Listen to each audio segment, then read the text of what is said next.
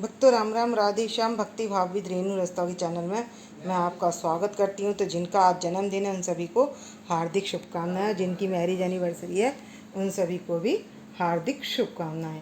आशा करती हूँ कि आप सब कुशल मंगल होंगे। तो आप सभी को श्रावण मास की हार्दिक शुभकामनाएं। तो भक्तों आज की वीडियो रहने वाली है कि श्रावण मास में कौन से शिवलिंग का विशेष महत्व होता है।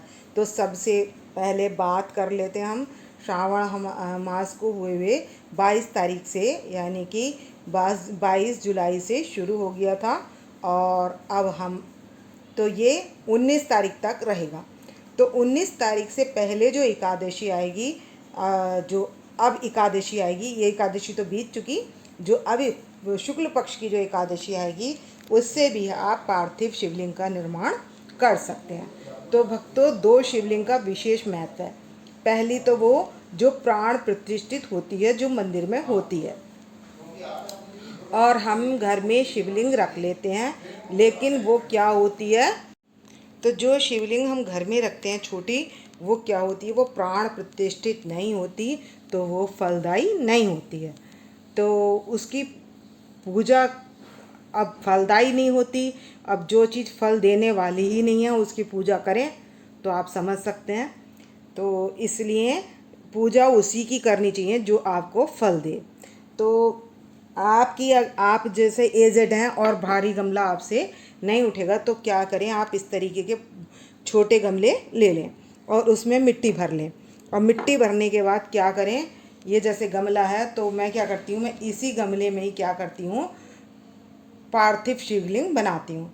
तो और मंदिर में जैसे भीड़ रहती है और एजेड होते हैं और वो जा नहीं पाते हैं या फोर्थ फ्लोर पर रहते हैं, तो उनको उतरने चढ़ने में दिक्कत होती है, तो उनको फल किससे मिलने वाला है। तो भक्तों आप पार्थिव शिवलिंग बनाकर उसका विसर्जन कर सकते हैं और वो आपको ना भीड़ मिलेगी घर में और ना आपको कोई परेशानी होगी, और आप छोटे से छोटे गमले में भी इसका काम कर सकते हैं। अब बर्तनों में जैसे अब ये मिट्टी है और मैंने किसी बर्तन में निकाल ली तो इसकी शुद्धता ख़त्म हो जाती है। तो ज़्यादा शुद्धता क्या है कि ना हमें कुछ करना है और ना बस क्या करना है, हमने ये मिट्टी गमले में देख लेनी है। जैसे कोई आ जाता है पत्ता वगैरह तो हम उसको साइड कर देंगे और ये देख लेंगे ये गमले में हमारी मिट्टी है। तो अगर जैसे ये रोड़ी आ गई मान लो किसी चीज़ की, तो आप क्या करेंगे, इसको निकाल देंगे और यहाँ पर शिवलिंग बना लेंगे। बस ये देखना है आपको कि शिवलिंग बनाते देख, जैसे मैं ये बना रही हूँ शिवलिंग, तो आपको ये ध्यान रखना है किस तरीके से बनानी है। बस गोल आकार में बनानी है ये, और ये देख सकते हैं आप।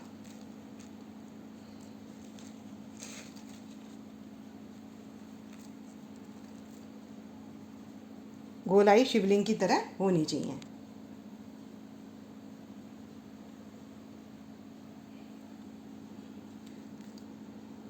अब ये ज़रूरत नहीं है कि चिकनी मिट्टी हो या हम और मिट्टी लाएंगे तभी बनाएंगे या हमारा साइज़ अच्छा नहीं बन रहा, बस हमें लिंग की आकृति में खड़ा कर लेना है।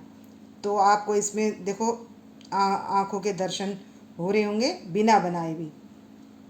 ये देखिए, ध्यान से देखेंगे तो दिख जाएंगे और मिट्टी तो सभी एक सी ही दिखेगी।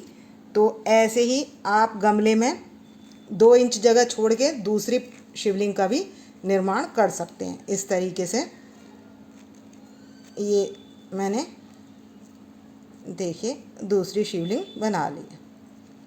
आपके गमले में पौधा लगा हुआ है कोई बात नहीं है, मैंने इसीलिए ये लिया है कि आप इसमें बना सकते हैं। तो देखिए एक ये बन गई है और एक इसके पीछे बना ली है मैंने। तो ये मैं हटा देती हूँ थोड़ा सा, तब ये दिखाई देगी। ये 2 शिवलिंग बन चुकी हैं पास पास।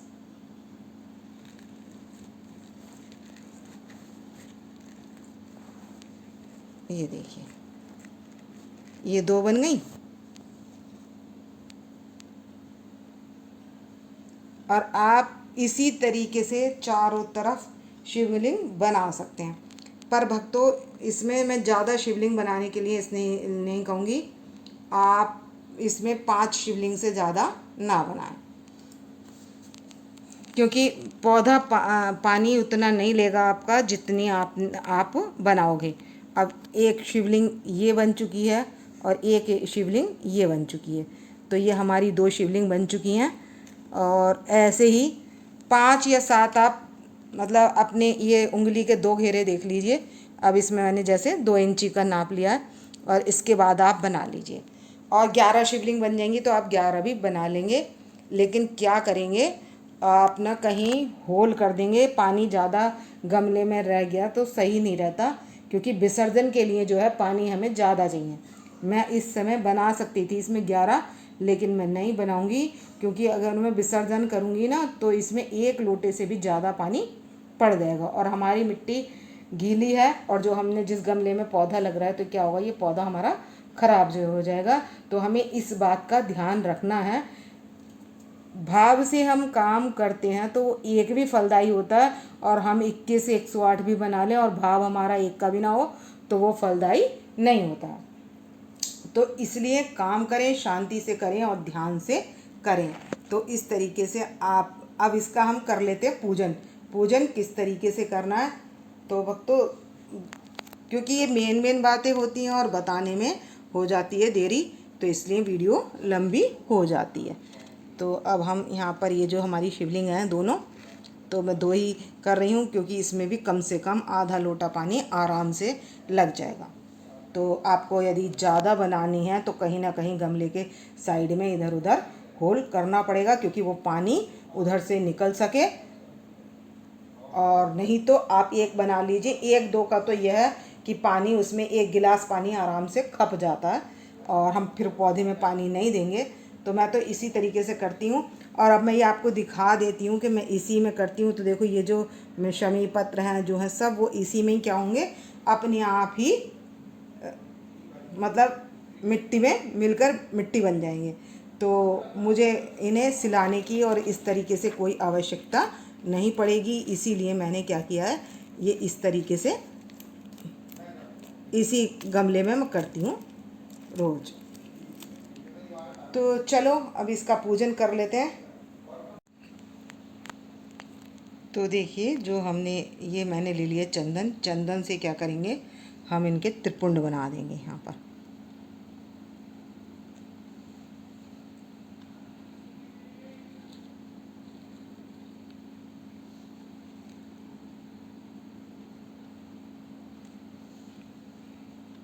तो मैं चंदन से खींच लूँगी ये 3 लाइन दोनों पर। ये देखिए इस तरीके से, ये दूसरी लाइन हो गई और ये हो गई तीसरी लाइन। तो इस तरीके से त्रिपुंड बना लिया हमने, और बीच में बना देंगे हम तीसरी आँख। अब शिवलिंग का अभिषेक कैसे करना है, तो हमने इस पर क्या चढ़ाना है, दूध चढ़ाना है। तो क्या करेंगे, ओम नमः शिवाय दुग्धम समर्पयामि, ओम नमः शिवाय दुग्धम समर्पयामि। तो हमारी जो भी शिवलिंग है उन्हीं पर हम ये क्या करेंगे, कच्चा दूध चढ़ा देंगे। और दूध में गन्ने का रस मिलाकर भी चढ़ा सकते हैं, पंचामृत मिला के भी चढ़ा सकते हैं। और भक्तों, अगर आप शहद मिला रहे हैं तो शहद कम मिलाएं, जिससे, या 1 बूंद शहद आप इस तरीके से लेकर शहद समर्पयामि लगा दें, जो भी शहद है। तो आपकी इस तरीके से भी पूजा हो जाएगी। तो भक्तों, राम क्यों लिखा जाता है वो मैं इसलिए बता देती हूँ। राम इसलिए लिखा जाता है क्योंकि हमारे भोले बाबा राम जी की समाधि में राम नाम लेकर ही समाधि लगाते हैं, इसलिए राम राम लिख सकते हैं। ओम भगवान शंकर का स्वयं नाम है, इसलिए ओम लिख सकते हैं। और अगर आपको ज़्यादा टाइम नहीं है तो भोले बाबा चंदन का तिलक लगा सकते हैं, तो आप इस बेलपत्री पर तिलक लगाकर भी अर्पित कर सकते हैं। और देख लीजिए, ये चिकनी सतह है, तो चिकनी सतह यहाँ पर आनी चाहिए। अब जैसे ये 2 शिवलिंग है मेरे, तो अब दोनों को एक साथ चढ़ानी है या अलग अलग। अगर एक साथ चढ़ानी है तो मैं इस तरीके से रख दूँगी, और इस तरीके से क्या करेंगे, ओम नमः शिवाय बेलपत्रम समर्पयामि। और भांग है तो भांग समर्पित कर देंगे, थोड़ी ही लेंगे, बड़ी पत्ती नहीं चढ़ाएंगे। देखो गलने में दिक्कत होती है तो मैं थोड़ा थोड़ा टुकड़ा ही चढ़ा देती हूँ। आप फूल चढ़ाएं, टुकड़ा चढ़ाएं, छोटा एक फूल चढ़ा दें तो आप सफ़ेद फूल चढ़ा सकते हैं। तो ये देखिए इस तरीके से, तो भोले बाबा को आप इस तरीके से चढ़ा सकते हैं। और यहाँ पर चढ़ा देंगे भांग समर्पयामी। आँख का पत्र है तो भक्तों ये बहुत बड़ा पत्र है, तो आप इसको यहाँ पर समर्पयामी करके आपकी जो प्लेट है आप इसमें रख लेंगे। और अगर मंदिर जाते हैं तो आप मंदिर में रखाएंगे, या इसके छोटे पत्र भी आते हैं तो वो भी चढ़ा सकते हैं। धतूरा छोटे से छोटा ले लें, ये है छोटा धतूरा ले लें तो वो धतूरा भी चढ़ा सकते हैं। तो यहाँ पर क्या करेंगे, इस धतूरा समर्पयामी और शमी पत्र है तो आप शमी पत्र भी ले लेंगे। अब क्या करेंगे, पुष्पम समर्पयामी, तो ये थोड़ा साइड करते जाएंगे और इस तरीके से समर्पित करते जाएंगे। छोटा पुष्प होगा तो आप छोटा पुष्प भी रख लें। अब हमारी पीछे वाली शिवलिंग ढक गई है, कोई बात नहीं, अब उसको हमने छेड़ना नहीं है। जो अगर जिस अवस्था में हो जाए तो अब ये छेड़ना नहीं है कि इसको उघाड़ना है हमने या इसको कुछ करना है। हमने जो कुछ समर्पित कर दिया वो हम कर चुके, इस बात का विशेष ध्यान रखें। तो भक्तों ये शमी पत्र है, ये भगवान शंकर को चढ़ाया जाता है। अब मान लो आपका ये नीचे की डंडी ना टूट गई है, तो आप क्या करें, जहाँ से आपकी डंडी टूट गई हो, दिखाती हूँ मैं, यहाँ से टूट गई तो आप यहाँ से इसको कट लगा लेंगे। बाकी आपकी पूरी है तो जितनी हो आप उसको चढ़ा सकते हैं। 4 दल तक चढ़ा सकते हैं, 4 दल की हो ना आप गिन लेना, यहाँ तक 4 दल हो गए। और ये नीचे कोई खंडित हो तो आप इसको निकाल भी सकते हैं। तो ये मेरे पास पूरी है तो शमी पत्रम समर्पयामी। अब हमने ये सब चीज़ें इनको समर्पित कर दी हैं। अब अक्षत समर्पयामी, अक्षत जरूर समर्पित करने हैं। तो ये हमें मोली वस्त्र समर्पित, मोली समर्पयामी, अक्षत समर्पयामी, जो गीले चावल हैं वो हम इसमें समर्पित कर देंगे। अब देखो मंदिर में तो नहीं हो सकता ऐसा, लेकिन हाँ इसमें क्या कर सकते हैं, हम एक एक चावल चढ़ाते जाएंगे। 108 चावल चढ़ाने हैं। तो ओम नमः शिवाय अक्षत समर्पयामी, ओम नमः शिवाय, ओम रुद्राय नमः अक्षत समर्पयामी, ओम सोमाय नमः, और ओम चंद्रशेखराय नमः अक्षत समर्पयामी, पुष्प समर्पयामी। जो भी आप समर्पित कर रहे हैं तो आप भोले बाबा के 108 नाम लेकर भी कर सकते हैं। नागेश्वर रुद्राय नमः, जो भी आपको याद हो, नहीं है तो आप ओम नमः शिवाय कहकर भी 108 चावल, 1008 चावल जो भी चढ़ाना चाहते हैं यानी कि अक्षत, वो चढ़ा सकते हैं। अक्षत बहुत छोटी चीज़ है और भोले बाबा पर चढ़ाने का विशेष महत्व सावन के मास में। और एकादशी पे जब हम अक्षत नहीं चढ़ाते तो हम क्या चढ़ा देंगे, काले तिल चढ़ा लेंगे। तो यहाँ पर तिल, ओम नमः शिवाय तिलम समर्पयामी। तो जो भी धूप दीप गंध जो भी हमने चढ़ाना है वो हम यहाँ चढ़ा लेंगे। कि आप एजेड हैं और आपसे जाया नहीं जाता, इसमें आधी मिट्टी भर लें, किसी भी गमले में से आधी मिट्टी भर लें और उसी गीली मिट्टी में आप 1-2 जितने भी शिवलिंग बनाना चाहें वो बना लें। और उसके बाद जैसे मैं ये विधि बता रही हूँ इसी तरीके से आपको करनी है। और अगर आपका कोई पौधा है, तुलसी का पौधा छोड़कर कोई भी पौधा है, आप उसमें भी बना सकते हैं। तो आप इस तरीके से किसी में भी बना सकते हैं। और अब कर की आरती। तो भक्तों हमने धूप दीप तैयार कर लिया, यानी कि जोत की हमने थाली तैयार कर ली है। तो हम क्या करेंगे, घंटी बजा लेंगे और भोले बाबा की आरती कर लेंगे। ओम जय शिव ओंकारा, भोले हरि शिव ओंकारा, जटा में गंग विराजे, विउड़त मृग छाला। ओम जय शिव ओंकारा, भोले हरि शिव ओंकारा, ब्रह्मा विष्णु सदा शिव, ब्रह्मा विष्णु सदा शिव, अर्धंगीधार। ओम जय शिव ओंकारा। तो अब हम आरती पूरी कर चुकने के बाद क्या करेंगे, शंख का जल लेकर हाथ में और ये तीनों साइड घुमाकर हम अपने भोले बाबा को दे देंगे और ये जोत की थाली हम अपने पूरे घर में जोत दिखा देंगे और उसके बाद हम जोत ले लेंगे।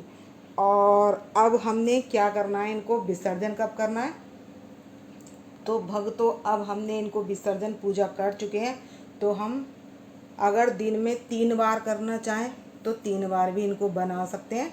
सुबह बनाई, सुबह विसर्जित कर दी, दोपहर में बनाई 12 बजे तो दोपहर में 12 बजे बनाई तो 2 बजे विसर्जित कर दी, और शाम को 4 बजे बनाई तो 5 बजे के बाद आरती पूजा करके विसर्जित कर दी। यानी कि 7 बजे दिन छिपता है तो हमें 6:30 बजे से पहले पहले हमें ये प्रक्रिया कर लेनी चाहिए। हम 3 बार का नियम नहीं लेते, हम सुबह बनाते हैं तो सुबह बनाकर दोपहर में 12 बजे के बाद हम विसर्जित कर सकते हैं। और अगर सुबह आपको कहीं जाना भी है तो आपने 7 बजे 8 बजे पूजा कर ली तो आधे घंटे बाद आप विसर्जित कर सकते हैं। तो इस मैंने जल में ले लिया है, गंगा जल मिला लिया है। और अब क्या करेंगे, अब हम यहाँ पर क्या करेंगे, विसर्जन करने के लिए जल छोड़ते जाएंगे। तो ये देखिए इस तरीके से हम जल छोड़ते जाएंगे तो क्या होगा, ये हमारे जैसे अभी कलर हटा है तो ये मिट्टी में दबने लगेगी। तो देख सकते हैं ये थोड़ी दब चुकी है हमारी शिवलिंग, तो हम इस पे ही जल छोड़ते जाएंगे। तो ये हमारी इस तरीके से देखिए ये सारी मिट्टी में मिल जाएगी। अब ये हमारी विसर्जित हो चुकी है शिवलिंग। ये थोड़ा हटाना पड़ेगा, जैसे मैंने दूसरी शिवलिंग बनाई है तो मैं थोड़ा सा ही हटाऊंगी क्योंकि ये शिवलिंग अभी हमारी जो है ये अभी यहीं पर है। देखिए अब इसको भी इसी तरीके से मेरे को विसर्जित करना है। तो मैं यहाँ पर भी क्या करूँगी, जल डालती रहूँगी इस पर और इसको भी विसर्जित कर दूँगी। देखो ये भी मिट्टी में मिल चुकी है और बस थोड़ी सी रह गई है, ये जहाँ मैं ये जल डाल रही हूँ ये अब मिट्टी में मिल जाएगी। तो हमारी दोनों शिवलिंग विसर्जित हो चुकी हैं। ओम नमः शिवाय बोलते जाएंगे और विसर्जित करते जाएंगे। तो भक्तों अभी 11 दिन रह गए हैं। आप 11 दिन के हिसाब से 11 शिवलिंग विसर्जित करना चाहते हैं तो 11 कर लें, या एक दिन में 11 कर लें, या आप एकादशी से लेकर मतलब 11 दिन से लेकर करना चाहें तो पूर्णिमा तक कर लें, या एकादशी से लेकर पूर्णमासी तक कर लें। आपका भाव है 11 ज्योतिर्लिंग लेकर कर लें, या 2 ज्योतिर्लिंग बनाएं या 1 बनाएं, या आप ऐसे भी कर सकते हैं सुबह बना लें दोपहर को बना लें। सुबह ब्रह्म मुहूर्त में आप कभी भी बना सकते हैं, 4:30 बजे से लेकर आप किसी भी समय बना सकते हैं। 5 बजे, 4:30 बजे, 5 बजे, 6 बजे दिन निकल गया, आपने 4:30 बजे पूजा कर ली, आरती कर ली, उसके बाद 6-7 बजे जब दिन निकल गया तो आप विसर्जित भी कर सकते हैं। उसके बाद आपने दोपहर में त्रिकालदर्शी दोपहर में 12 बजे के हिसाब से बनाई है तो आप 2 बजे तक विसर्जित कर सकते हैं। आरती पूजा आपकी 12-1 बजे तक 12 साढ़े 12 निपट जाएगी। उसके बाद इस तरीके से आप कर सकते हैं, 3 बार भी कर सकते हैं। और जो एजड हैं, जो नहीं जा सकते, और जो वर्किंग वाले हैं वो भी नहीं जा सकते, या बच्चों को जल्दी होती है तो वो बेलपत्री पर तिलक लगाकर एक दिन पहले रख लें। सारी तैयारी एक दिन पहले करके रखें। बस शिवलिंग सुबह बनाएं, पूजा आरती करें, चढ़ाएं और भगवान भोले शंकर का आशीर्वाद प्राप्त करें। तो आप पर भोले बाबा की और गौरा मैया की कृपा बनी रहे। तो आपको जो भजन आता हो तो वो भी गा सकते हैं, इनकी स्तुति भी कर सकते हैं और शिव चालीसा भी पढ़ सकते हैं। ओ हरे हरे महादेव शंभु काशी विश्वनाथ गंगे, हरे हरे महादेव शंभु काशी विश्वनाथ गंगे, काशी विश्वनाथ गंगे सदाशिव पार्वती संगे, हरे हरे महादेव शंभु काशी विश्वनाथ गंगे, हरे हरे महादेव शंभु काशी विश्वनाथ गंगे। ओम नमः शिवाय, ओम नमः शिवाय, हरे हरे भोले नमः शिवाय, शिव गंगा धराए शिव जटा धराए, हरि हरि भोले नमः शिवाय। तो भक्तों यही थी कि पार्थिव शिवलिंग की पूजा का फल भी पूरा मिले और पूजा भी आसानी से हो जाए और हमें कहीं जाना भी ना पड़े और आराम से हम अपने घर में पूजा कर लें तो बड़े हैं, एजेड हैं, बच्चे हैं, सभी इस पूजा को बड़े आराम से और सुचारू पूर्वक कर सकते हैं। आपको यदि मेरी वीडियो पसंद आए तो प्लीज़ लाइक करें, सब्सक्राइब करें, शेयर करना ना भूलें और कमेंट्स करके अपने हर हर महादेव के चरणों में हाजिरी लगा सकते हैं। तो मिलते हैं नेक्स्ट वीडियो में। भक्तों राम राम, राधे श्याम।